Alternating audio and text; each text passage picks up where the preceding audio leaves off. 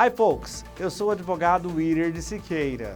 Olá, sou Mara Pessoni, estamos aqui no nosso programa novamente, Estados Unidos pela Porta da Frente, da Metrópole News TV.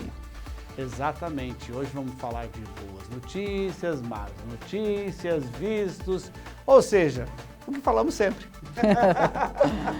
Então vamos começar com as boas notícias, né? Exato, pode falar.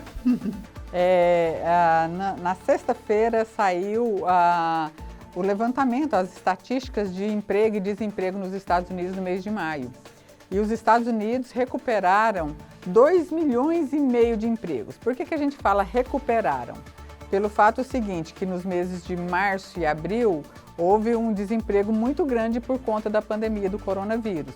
Muitas empresas fecharam, foram mais de 20 milhões de desempregados. Estados Unidos que estava no pleno emprego antes da pandemia, né, Will? Correto. Nós tínhamos 1,9% de pessoas desempregadas, ou seja, só não trabalhava quem não queria.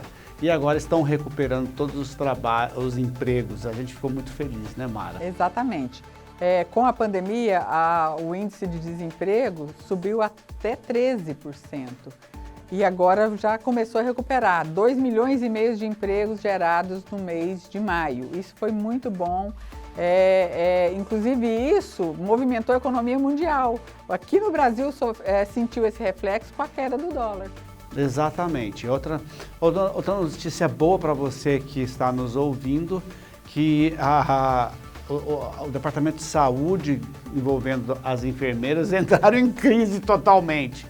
O que a gente quer dizer em crise totalmente, Mara? Notícia boa, assim, para quem é profissional da saúde e que queira ir para os Estados Unidos, né? Trabalhar lá.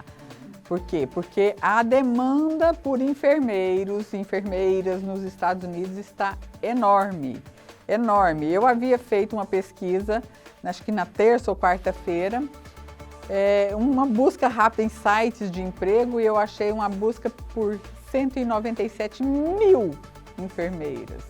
E depois, no dia seguinte, o governo anunciou que estava uma carência de 200 mil profissionais dessa área de imediato, né? Nós falávamos muito sobre isso, há muito tempo a gente vem falando, né, Willer, sobre essa demanda. E a gente falava assim que a estimativa é que até 2030 vão faltar muitos milhares de enfermeiros, porque muitos vão se aposentando e tal. Então, chegou, assim, houve um gargalo agora por conta da crise e que seria o momento daqueles que pretendem imigrar profissionalmente para os Estados Unidos aproveitar, né? Também fisioterapeutas, médicos, evidentemente, pessoal da área de saúde em geral. Exatamente. Agora vamos falar um pouquinho de coisa ruim. Semana passada ele disse que o Trump não fez nada. Essa semana ele vai fazer ainda. A gente já sabe que ele vai fazer, né? Provavelmente ele assina uma ordem executiva sexta-feira, dia 12, né? Exatamente. Essa ordem, ela foi toda tailor, ou seja, ela foi desenhada para os chineses, que é o visto H1B, H4, mas, consequentemente, se foi desenhada para os chineses, vai refletir no mundo todo e no próprio Brasil. O que é o H1B, Mara? O visto H1B é um visto de trabalho, um visto temporário, é um visto de não imigrante, porém é um visto que as pessoas, os profissionais costumam ir para os Estados Unidos trabalhar por um período de, normalmente, 3 anos, pode ser prorrogado mais um pouco e tal. Mas normalmente é usado para o pessoal da área de tecnologia, chineses e indianos. 90% ou mais são esse pessoal. E Trump vai atacá-los na sexta-feira. Ele vai atacar também o visto L, que nós também já falamos aqui, ou seja, aquelas falsas empresas que abrem nos Estados Unidos só para ter o visto. Agora ele vai fazer a coisa ficar mais difícil ainda. A gente não sabe o que é a ordem executiva, mas ele vai assinar na sexta-feira, nós estaremos aguardando. Ele quer impedir que trabalhadores entrem nos Estados Unidos e ocupem vagas que tem que ser desses trabalhadores americanos que perderam seus empregos. Então, o visto H1B é um deles, o visto L, que é o visto de executivos, né, de empresários executivos, etc. E o visto H4. O que é o H4? Existem os vistos H2A e H2B, que são vistos sazonais, tanto para a agricultura, o A, e o B para o comércio ou indústria. E o H4 são dos cônjuges deste H e que permite trabalhar também. A pessoa que vai com H4 para os Estados Unidos, ele também pode trabalhar. Então, ele não vai, a gente acredita que ele não vai mexer no H2A e nem no H2B, porém, ele vai impedir que essas pessoas levem seus cônjuges para trabalhar. E não levando seus cônjuges, eles vão voltar para o país de origem. Vamos falar o que nós prometemos semana passada, que foi falar sobre os Family Reunited, reunião de família. São aqueles vistos em que a pessoa, vamos dar um exemplo, a pessoa se casa com um brasileiro. É um cidadão americano. Um cidadão americano se casa com um brasileiro. Aí, o que acontece com o brasileiro? Faz o quê? Eu me caso com um cidadão norte-americano e eu aplico para o meu Green Card. A partir do momento que eu aplico para o meu Green Card e eu me torno também uma residente permanente, com o meu Green Card, em alguns casos eu já posso pedir imigração, por exemplo, para minha mãe e para o meu pai. Ou para os seus filhos. Ou para os meus filhos que não são filhos daquele cidadão americano. De 21 anos. Exatamente. Ou até para os maiores, que é um processo que demora um pouco mais e tal. Mas vamos dizer que eu aplico só para os meus pais. Eu não tenho filhos e aplico para os meus pais. Meus pais vão receber o Green Card daqui a pouco. E o que acontece com os pais? Agora os pais têm o irmão daquela pessoa que aplicou para... Né?